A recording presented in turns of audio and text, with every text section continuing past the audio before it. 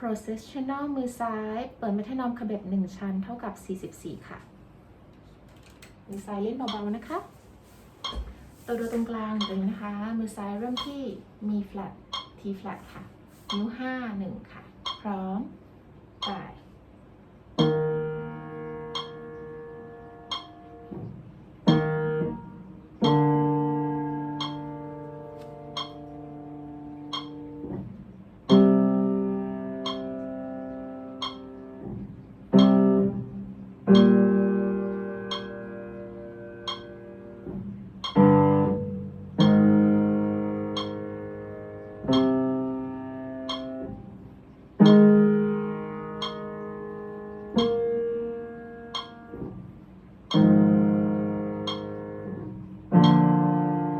ขึ้นนะคะเล็กน้อย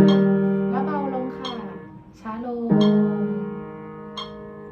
เบาลง